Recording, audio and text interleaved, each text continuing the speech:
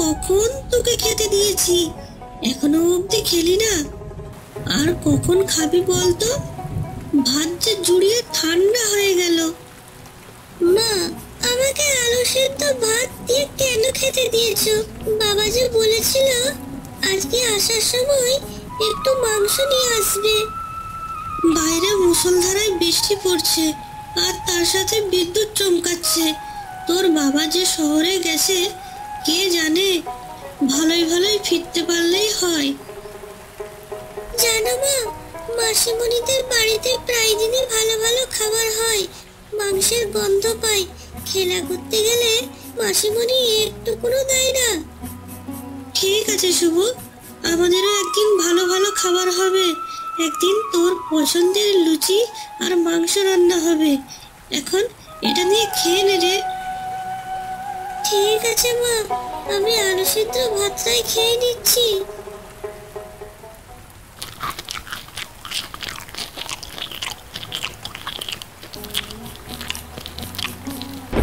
শহর থেকে ফিরতে কত দেরি হয়ে গেল।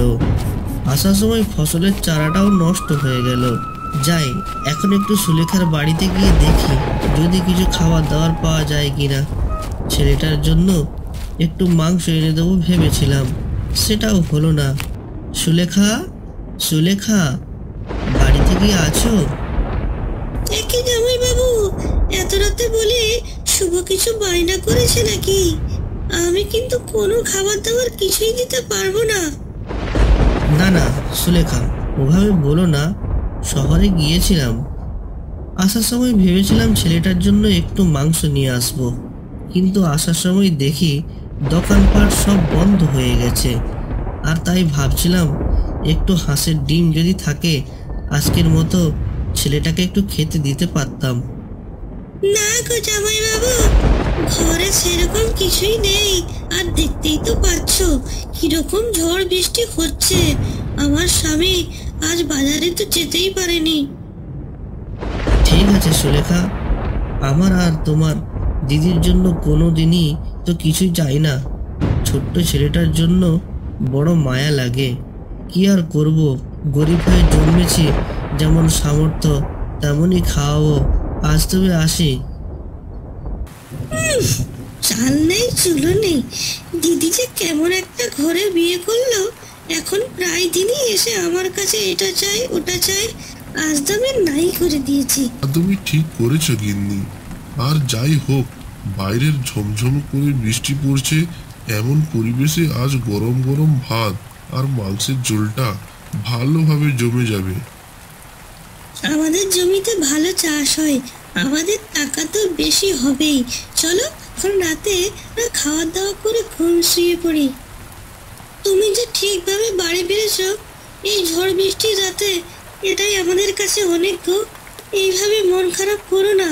আজ নেই তো কি হয়েছে, একদিন দেখবে সব ঠিক হয়ে যাবে। প্রিয়া, তোমার জন্য বড় কষ্ট হয়। আমি সেভাবে রোজগার করতে পারি না, তোমাকে আর শুভকে ভালো মন্দ কিছুই খাওয়াতে পারি না।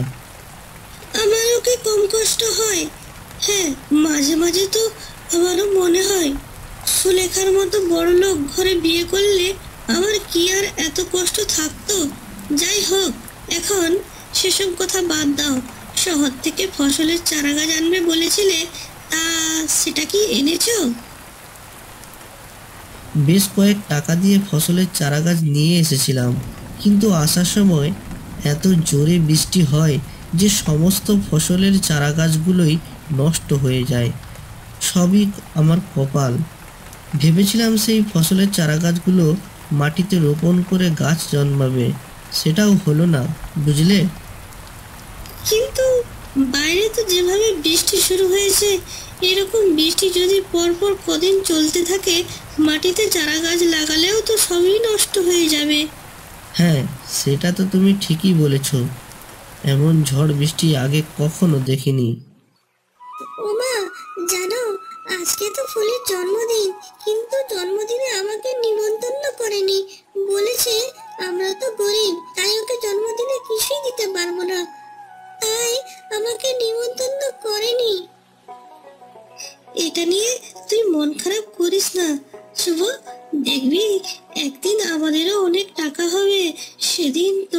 সবাই নিমন্ত্রণ করবে, আমরাও ভালো ভালো খাবার খেতে পারবো। মা, তুমি আমার জন্মদিন কেন করো না? সবার জন্মদিন কত ভালো ভালো রান্না হয়। সেই জন্য কি আর আমাদের কম কষ্ট হয় রে বাবা? যাই হোক, আমি তোকে কথা দিচ্ছি, শুভ এবারে জন্মদিন তোর পছন্দের লুচি মাংস হবে। পিয়া আর সুলেখা দুই বোন হওয়ার সত্ত্বেও সুলেখা পিয়াকে কখনো কোনো কাজে সাহায্য করত না। এর জন্য পিয়ার মনে একটা কষ্ট থেকেই গেছিল। সে তার ছোট বোন সুলেখাকে ভালোবাসতো। সুলেখা কখনো সরলাকে পছন্দ করত না, কারণ সে গরিব ছিল। ও মা, জানো আমি যখন খেলা করতে গেছিলাম মাসিমণিদের বাড়িতে, জানলা দিয়ে কত সুন্দর মাংসের গন্ধ আসছিল। আমি একটু যাব মা? না রে শুভ, আমি তোকে বারণ করেছি, মাসিমণিদের বাড়িতে কখনো যাবি না। ওরা না আমাদের পছন্দ করে না। কেন বারবার ওদের বাড়িতে যাওয়ার কথা বলিস বাবা? আমার সব বন্ধুদের মতো আমারও ভালো ভালো খাবার খেতে ইচ্ছা হয় মা। ওরা রোজ ভালো ভালো খাবারের গল্প করে, আমি তো পাই না, তাই খেতে ইচ্ছে করে। সবই বুঝেছি রে শুভ, কষ্ট যে আমারও হচ্ছে, কিন্তু কিছু করার নেই। একটু কষ্ট কর, দেখবি একদিন সব ঠিক হয়ে যাবে। এভাবে বেশ কিছুদিন কেটে যায়। হঠাৎ একদিন সেই গ্রামে এক বৃদ্ধার আগমন হয়। বলে, দুদিন হলো পেটে কিছু খাবার পড়েনি, এই গ্রাম সেই গ্রাম ঘুরে বেড়াচ্ছি, কেউ একটু খেতে দেয়নি। তোর কাছে একটু খাবার পাওয়া যাবে? ঘরে তো সেরকম কিছুই নেই, রোজ আমরা যা খাই ওই একটু আলু সিদ্ধ আর ভাত। যা চাই সেটাই বরং খেতে দে, পেটটা তো ভরবে। কিরে মা, কি এত ভাবছিস? এই বৃদ্ধা মানুষটাকে একটু খেতে দিতে পারবি রে? নিশ্চয়ই পারবো পিসিমা, আপনি আসুন, ভেতরে আসে বসুন। আমরা গরিব মানুষ, সেইভাবে হয়তো ভালো ভালো কিছু খাবার রান্না করতে পারবো না, তবে ঘরে যা আছে আপনাকে তাই দিয়ে আমি রান্না করে খাওয়াবো। এরপর পিয়া ভাত গরম করে আর তারপর নিজের ভাতের খাবারটা সেই বৃদ্ধা পিসিমাকে দিয়ে দেয়। গরম ভাতটা দেখে খুব আনন্দ হচ্ছে আমার। এইভাবে আলু সিদ্ধ ভাত খেতে দিতে আমার খুব খারাপ লাগছে গো পিসিমা, কিন্তু আমার ঘরে আর কিছুই নেই রান্না করে দেওয়ার মতো, তাই এই দিয়ে ভাত খেতে দিলাম। এই নে মা, এই চারা গাছটা রাখ। এই ছোট্ট চারা গাছ দিয়ে আমি কি করব? এখানে প্রতিদিন সন্ধে হলে মুষলধারায় বৃষ্টি হয়, কোনো চারা গাছ এখানে জন্মাবে না পিসিমা। কোনো সবজির চাষ করা সত্যিই খুবই কষ্টকর। শোন মা, এটা হলো জাদুর কুমড়ো গাছের চারা। তুই এই গাছটা ঘরের ভেতরে লাগাবি, দেখবি এই গাছ থেকে অনেক কিছু দেবে। আর শোন, এটা হলো জাদু কুমড়ো, এই কুমড়োর গাছ থেকে ফলন কোনোদিনও শেষ হবে না। ঠিক আছে পিসিমা, আমি এই গাছটা তুমি যেভাবে বললে সেভাবে ঘরের ভেতরে রোপণ করব। এই নে, তবে এই চারা গাছটা একদিন দেখবি তোর অনেক উপকারে আসবে। এরপর পিয়া সেই কুমড়োর চারা গাছটা ঘরের মধ্যে লাগিয়ে দেয়। তারপর বেশ কিছুটা সময় পার হয়ে যায়। দেখতে দেখতে একদিন সেই গাছের অনেক কুমড়ো ফলে।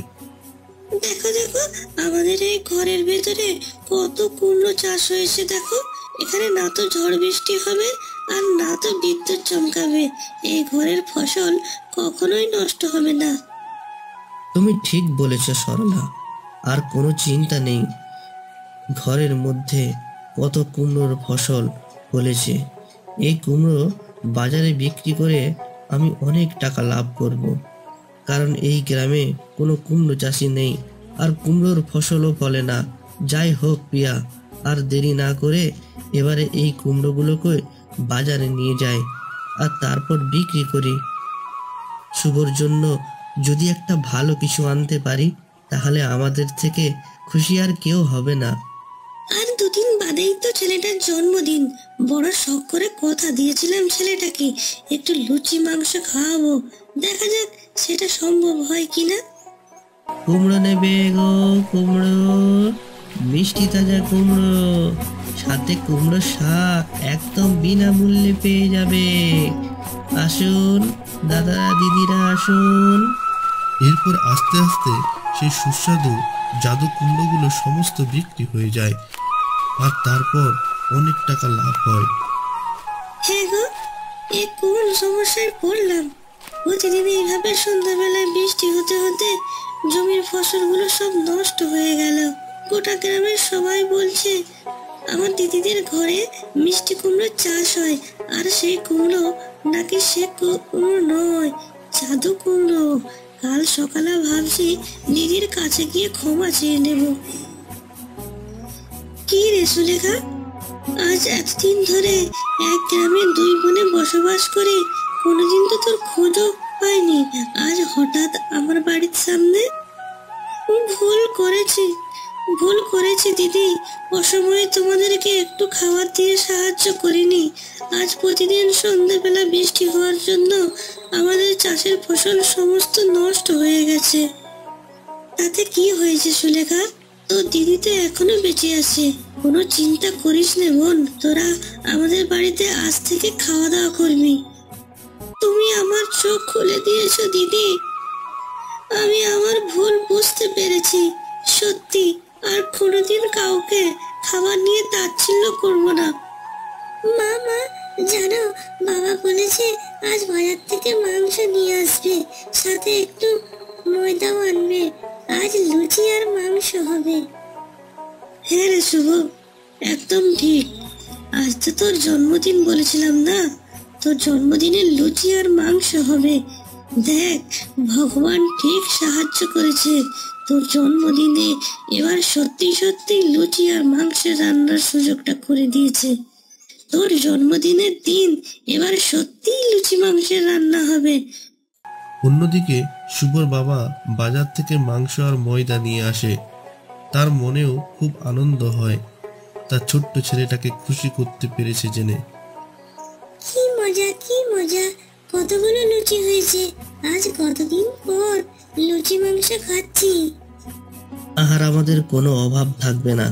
এভাবে রোজ কুমড়োগুলো বাজারে বিক্রি করে যে টাকা আসবে তাতে ভালোভাবেই সংসার চলে যাবে। আর আমাদের শুভকে ভালো ভালো রান্না করে খেতে দিতে পারবো। ও বাবা ও মা, তাড়াতাড়ি খেয়ে নাও। গরম গরম লুচি মাংস যে ঠান্ডা হয়ে যাচ্ছে। তো মাসিমণি জামাইবাবু, তোমরাও তাড়াতাড়ি খেয়ে নাও। আমাদের যারা অডিয়েন্স দেখছো, তোমাদের জন্য লুচি মাংস রান্না হয়েছে। আসো, আজকে আমার বাড়িতে এসে লুচি মাংস খেয়ে যাও। তো তোমাদেরকে যদি ভিডিওটি ভালো লেগে থাকে তো ভিডিওতে একটা লাইক, চ্যানেলটিকে সাবস্ক্রাইব করে দিও। কেমন? Thank you.